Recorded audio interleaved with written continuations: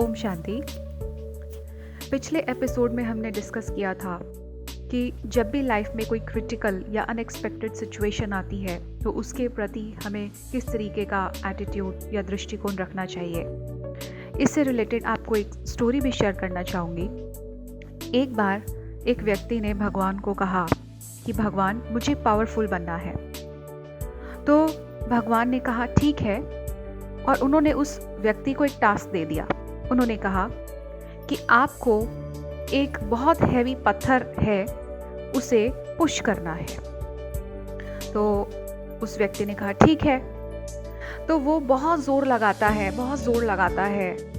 बहुत एफर्ट्स करता है और उस बहुत हैवी पत्थर को पुश करना शुरू कर देता है। लेकिन वो पत्थर इतना हैवी होता है कि अपनी जगह से खिसकता ही नहीं है। तो बहुत मेहनत करने के बाद भगवान को कहता है, भगवान मैंने अपना पूरा एफर्ट्स लगा दिया, लेकिन ये पत्थर बिल्कुल भी नहीं हिल रहा है, मैं क्या करूं?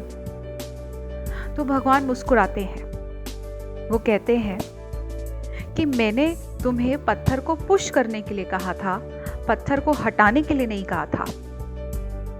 और भगवान कहते हैं कि तुमने मेरी आज्ञा को माना, जैसा मैंने कहा तुमने वैसा किया, लेकिन अब तुम अपने आप को चेक करो कि जिस समय तुम उस पत्थर को पुश कर रहे थे तो तुम्हारी बाजुएं आज कितनी स्ट्रांग हो गई है, तुम्हारा फिजिकल स्टेमिना कितना स्ट्रांग हो गया है। और यही बात मैं तुम्हें सिखाना चाहता था कि कोई भी विघ्न या परिस्थिति आती है तो वो मजबूत करती है, हमारी आंतरिक शक्ति को बढ़ाती है। तो अब तुम्हारी इंटरनल पावर्स तो बढ़ चुकी हैं और मुझे पता था कि तुम विघ्न नहीं हटा पाओगे, इस पत्थर को नहीं हटा पाओगे। तो इसलिए अब क्योंकि तुम्हारी जो इनर पोटेंशियल है बढ़ चुकी है, इस विघ्न को हटाना मेरा काम है। तो वो पत्थर वहाँ से हट जाता है। तो इसी तरीके से यदि हमें भगवान में पूर्ण विश्वास है और ऐसी कोई सिचुएशन जो आपके अपने एफर्ट्स के बाद भी नहीं हटने का नाम ले रही, इसका मतलब भगवान चाहता है कि आपकी इंटरनल स्टेमिना बहुत बूस्टअप हो। जैसे आपको पिछले एपिसोड में भी बताया था, 5 दरवाज़ों की आपको उसमें एक एग्जाम्पल दी थी कि 2 दरवाजे तो क्रॉस हो गए, लेकिन 2 दरवाजे बंद थे। वो बंद इसलिए ही थे क्योंकि हमें उनसे बहुत कुछ सीखना था।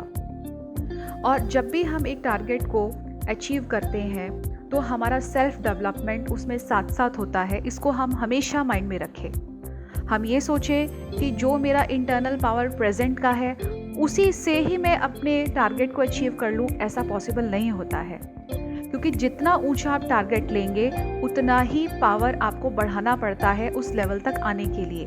तो सेल्फ डेवलपमेंट के लिए ही ऐसी कई बातें हमारी लाइफ में आती हैं, लेकिन क्योंकि हम एटीट्यूड को नेगेटिव कर लेते हैं, हम सोचते हैं कि ये क्यों आ गया, इसलिए आ गया, ये सोचकर अपने आप को एक टेंशन या डिप्रेशन वाली स्टेट में ले आते हैं। तो सेकंड जो चीज़ है, हमें अपनी लाइफ में ऐसी सिचुएशंस को एक्सेप्ट करना आना चाहिए। क्योंकि हम दरवाजे बंद दिखते हैं तो हम उन बातों को एक्सेप्ट नहीं कर पाते।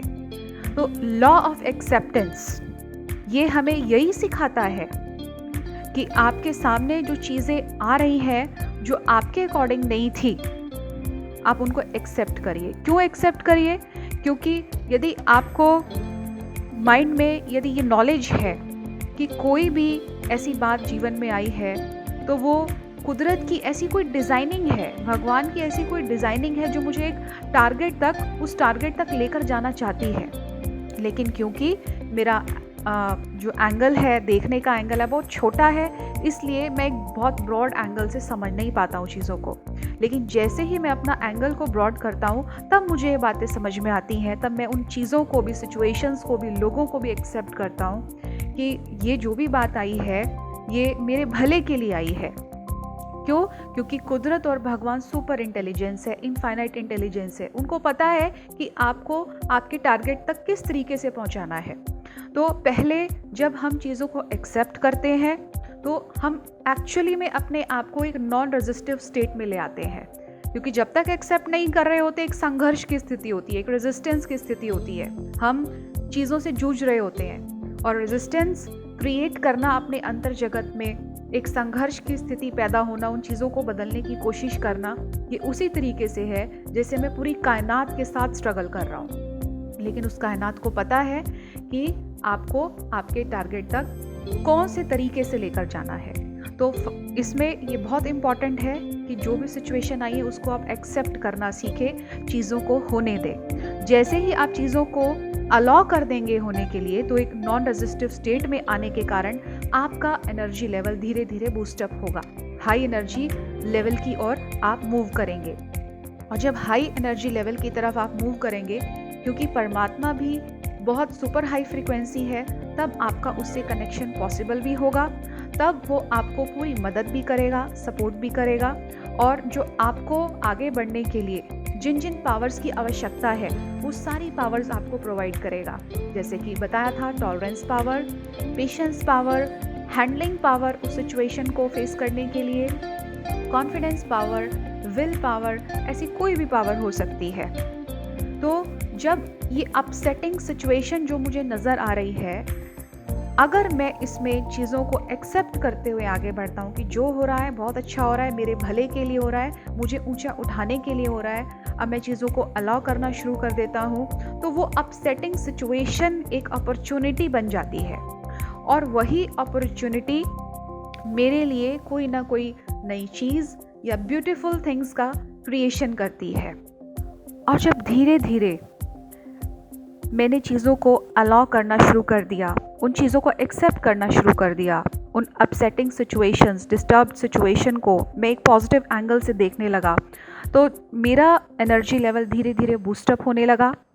और जब धीरे धीरे एनर्जी लेवल बूस्टअप हो जाता है, तो जो टारगेट पर आपको जाना था वो लेवल और आपका प्रेजेंट का लेवल जब मैच हो जाता है, तो जो आपके डिज़ायर्स हैं वो आपको जीवन में प्राप्त होते हैं।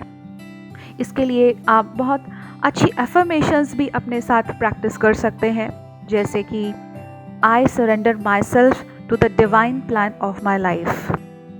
जब आपने सब एफर्ट्स कर लिए लेकिन कुछ भी नहीं हो पा रहा, तो ऐसे में अपने आप को गॉड के सामने सरेंडर करना ही सबसे बेस्ट ऑप्शन है, क्योंकि वो आपके लिए जो करेंगे बहुत अच्छा करेंगे, बहुत अच्छी डिज़ाइनिंग, बहुत अच्छे प्लान्स आपके लिए करेंगे जो हम नहीं सोच सकते।